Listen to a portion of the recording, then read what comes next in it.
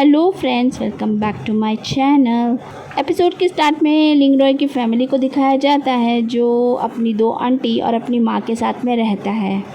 वो बहुत ही ज़्यादा मिलनसार इंसान होता है, इसलिए सभी लोग उसे बहुत ही ज़्यादा पसंद करते हैं। जब वो घर आता है तो उसकी छोटी वाली आंटी उसे बताती है कि उसने किसी से बहुत सारा उधार लिया हुआ है और पूछने पर वो 4 मिलियन बताती है।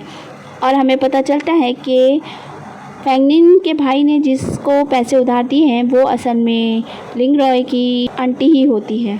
लिंगरॉय अपनी आंटी से कहता है कि आप बिल्कुल भी फिक्र मत कीजिए, मैं देख लूँगा और बात को संभाल लूँगा। आगे फैंगनिन जो होती है वो मीटिंग फिक्स करवा लेती है। उसका भाई बोलता है ठीक है मैं कर दूँगा, और ये बात सुनकर वो बहुत ज़्यादा मुस्कुराने लगती है। अगले सीन में दिखाते हैं कि लिंगरॉय जो है फैंगनिन से मिलने के लिए आ जाता है। फैंगनिन उसे ऑफ़र देती है कि अगर तुम मुझसे शादी कर लो 1 साल के लिए तो मैं तुम्हारी आंटी का कर्ज़ा आधा माफ़ कर दूंगी, यानी कि 2 मिलियन माफ़ कर दूंगी। ये सुनकर लिंगरॉय कोई भी रिएक्शन नहीं देता है, तो वो बोलती है कि ठीक है मैं समझ गई, तो ऐसा करते हैं कि पूरा ही पैसा माफ़ कर देती हूँ मैं, तब तो मान जाओगे ना। इस पर भी लिंगरॉय कुछ नहीं बोल रहा होता है और अपनी आंखें और बड़ी कर लेता है। हवाएं चलने लगती है, पेपर वगैरह उड़ने लगते हैं। रॉय जो है वो बोलता है कि नहीं, मुझे बिल्कुल मंजूर नहीं है, मैं तुमसे शादी नहीं करने वाला, मैं कोई और तरीका निकाल ही लूँगा। और ये कहकर वो जाने लगता है। वहाँ पर पिंग पिंग आ जाती है और बहुत चिल्ला रही होती है, बोल रही होती है कि तुम मुझसे माफ़ी नहीं मांगोगी तो मैं अपने पापा से कहूँगी कि वो तुम्हें वोट ना दे। तभी उसके पापा भी वहाँ पर आ जाते हैं और उसे मना रहे होते हैं कि वो ऐसा ना करे। वो अपने पापा को धक्का मार देती है और उससे लड़ने लगती है। अचानक उनके दिल में दर्द शुरू हो जाता है तो रॉय उनके पास जाता है। लिंगरॉय बोलता है कि आप बैठ जाइए और वो देखने लगता है क्योंकि वो एक डॉक्टर होता है। पिंग पिंग बोलती है कि क्या हुआ है इन्हें, तो वो बताता है कि इनका दिल कि हो सकता है इनको हार्ट की कोई प्रॉब्लम हो, तो तुम इन्हें हॉस्पिटल ले जाकर चेक करना। सीन यहीं पे कट हो जाता है। अगले सीन में दिखाते हैं कि फैंगनिन जो होती है पंचिंग बैग के ऊपर अपने गुस्से को निकाल रही होती है। ऑर्फन बोलता है कि आपको उसके साथ प्यार से बात करनी चाहिए, हो सकता है वो उस तरह मान जाए। ये सुनकर वो बात को समझ जाती है। अगले सीन में दिखाते हैं कि रॉय जो होता है वो अपने कैंपस में जा रहा होता है।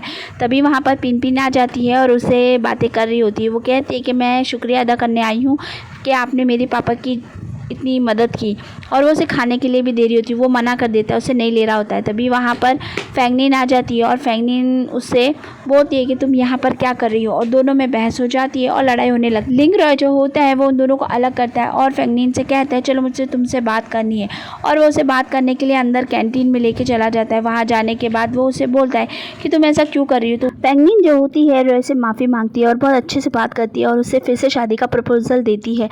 वो अभी फिर से मना कर देता है और बोलता है मैं कोई रास्ता ज़रूर निकालूंगा तुम्हारे पैसे लौटाने का, और ये कहकर वो वहाँ से चला जाता है। आगे हमें दिखाते हैं कि ऑर्फन जो होता है फैंगनिन से कहता है कि वकील को उनके घर भेज देना चाहिए। वो कहती है रुक जाओ थोड़े दिनों के लिए। आगे कुछ दिन बीत जाते हैं लेकिन कुछ नहीं हो रहा होता है, तो फिर फैंगनिन जो होती है वकील को लिंगरॉय के घर पे भेज देती है।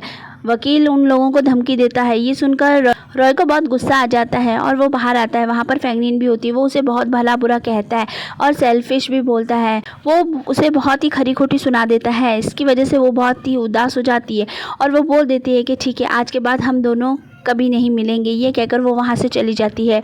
रॉय जो है अपने घर में वापस आता है तो उसकी आंटी और माँ को वो समझाता है कि सब ठीक है और मैंने सब संभाल लिया, अब कुछ नहीं होगा। सीन यहीं पे कट हो जाता है।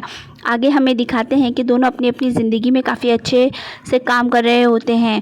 फैंगनिन जो होती है होटल में आती है अपने एक बोर्ड मेंबर के बेटे से मिलने के लिए, ताकि वो उसे मना सके कि वो अपने पापा को हाँ बोलने के लिए कहे।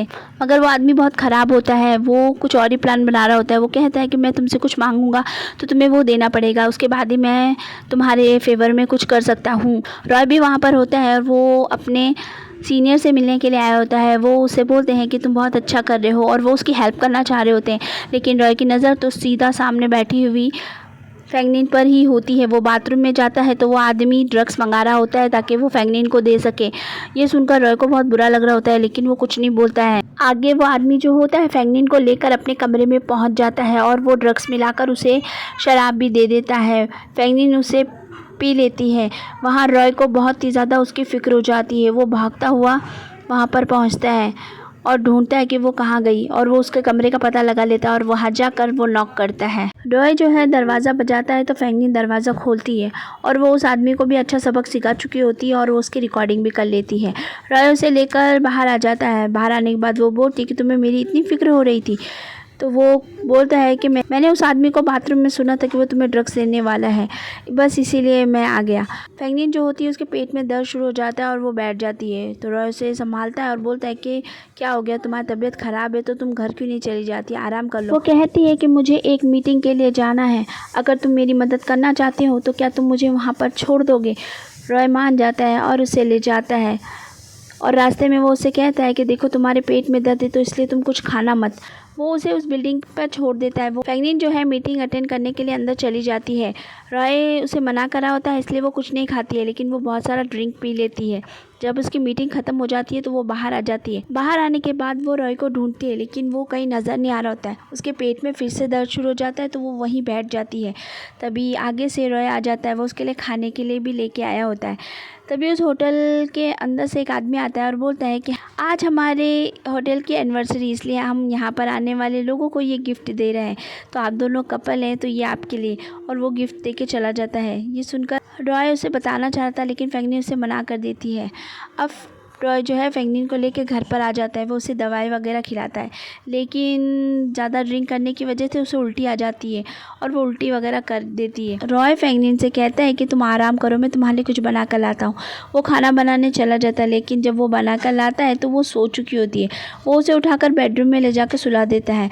वहाँ पर उसके बचपन की तस्वीर होती है। उसे देख कर रॉय को याद आता है कि ये तो उसके बचपन की दोस्त है जिसने उसे कभी कुछ पैसे भी दिए थे। ये देखकर वो बहुत ज़्यादा खुश हो जाता है और वो बाहर आकर पूरे कमरे की सफाई वगैरह कर देता है। फैंगनिन एक बुरा सपना देखती है और उसकी नींद टूट जाती है। रॉय उसे बाहर ले आता है। अपना कमरा इतना साफ देखकर वो बहुत ज़्यादा खुश होती है और फैंगनिन को शुक्रिया बोलती है और वो बोलती है कि अब तुम जाओ, मैं अब सोना चाहती हूँ, मुझे सुबह और भी बहुत सारा काम है। आगे हमें सीन में दिखाते हैं रॉय अपने घर पर आता है और उसके पास एक सिक्का होता है और उसे देखकर वो फैंगनिन को याद कर रहा होता है।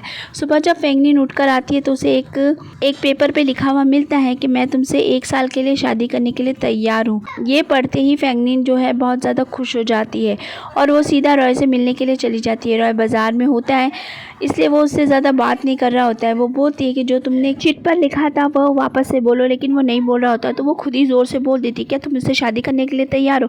सारे लोग बस उन्हीं को देख रहे होते हैं। अब हमें सीधा उनके घर का सीन दिखाया जाता है। उसकी माँ बोलती है कि तुम दोनों कितने दिन से मिल रहे हो, तो वो बोलती है कि पिछले 5 दिन से मिल रहे हैं। और तो उसकी माँ सोच में पड़ जाती है। वो बोलती है कि तुम क्या बहुत अमीर हो। वो बोलती है हाँ मैं बहुत ज़्यादा अमीर हूँ। ये सुनकर वो रॉय की माँ और उसकी आंटी डिस्कशन करते हैं और फिर वो लोग और पूछताछ करते हैं। रॉय की माँ जो होती है रॉय को अंदर ले जाती है और बोलती है क्या तुम अपने आप को बेच रहे हो इस लड़की को ताकि ये कर्जा वगैरह सब अदा हो सके। तो वो कहता है ऐसा कुछ भी नहीं है, मैं उससे प्यार करता हूँ, बस इसीलिए उससे शादी करना चाहता हूँ। उसकी माँ कहती है अगर कुछ गलत हुआ तो अच्छा नहीं होगा, और ये कहकर वो उसके कान में रोड़ देती है। अब दोनों बाहर आते हैं। फैंगनिन बहुत ज़्यादा खुश होती है और ये कहकर वो वहाँ से चली जाती है। वो अपने ऑफिस पहुँचती है। वहाँ पर पहुँचने के बाद वो अपने पापा को सब बता देती है। उसके पापा चौंक जाते हैं और बोलते हैं कि कौन है वो लड़का, मुझे बताओ, मैं जानना चाहता हूँ उसके बारे में। वो कहती है उसके बारे में जानने की ज़रूरत नहीं है, लेकिन वो बहुत अच्छा है। तो उसके पापा बोलते हैं कि तो फिर उससे मिलने के लिए बुलाओ। अगले दिन फैंगनिन जो होती है रॉय को एक मैसेज भेजती है कि वो उसका फ़िज़िकल चेकअप करवाना चाहती है और वो उसे क्लिनिक पर ले आती है। रॉय बोलता है कि मैं तो खुद डॉक्टर हूँ ना, तो मगर वो बोलती है कि नहीं नहीं बस ऐसे ही, और वो ज़्यादा बहस नहीं करना चाहता था उससे, इसलिए वो चुपचाप चला जाता है अंदर। उसके अंदर जाने के बाद वो बाहर खड़ी हुई इंतज़ार कर रही होती है, कभी सुन रही होती है दरवाजे पे कि आखिर अंदर क्या हो रहा है। वहाँ पर एक नर्स आ जाती है। वो नर्स से पूछती है कि सब ठीक तो होगा ना। नर्स उसे टिप्स देने लग जाती है। तभी रॉय बाहर आ जाता है और बोलता है कि सब ठीक है, रिपोर्ट एकदम अच्छी आई है। और वो बोलता है कि अगर तुम्हें कुछ टिप्स लेनी है तो तुम मुझसे भी ले सकती हो, मैं भी तो डॉक्टर हूँ ना। ये सुनकर वो बोलती है हाँ ठीक है। आगे वो लोग गाड़ी में जा रहे होते हैं तो वो बहुत नर्वस होता है। वो बोलता है कि सब ठीक हो जाएगा ना, तुम्हारे पापा के सामने कहीं हमारा राज तो नहीं खुल जाएगा ना। ये कहकर वो बेचारा बहुत परेशान होता है। फैंगनिन जो होती है उसे दिलासा देती है। वो कहती है कि तुम्हारी तरह हमारे घर में कोई भी इंटेलिजेंट नहीं है, समझे ना। तो फ्रेंड्स वीडियो होता है यहीं पे ख़त्म। अगर आपको पसंद आया है तो मेरे चैनल को लाइक कीजिए, सब्सक्राइब कीजिए और आने वाले वीडियोस का वेट कीजिए। मिलती हूँ नेक्स्ट एपिसोड में, वो मैं जल्दी लेकर आऊँगी। Bye bye.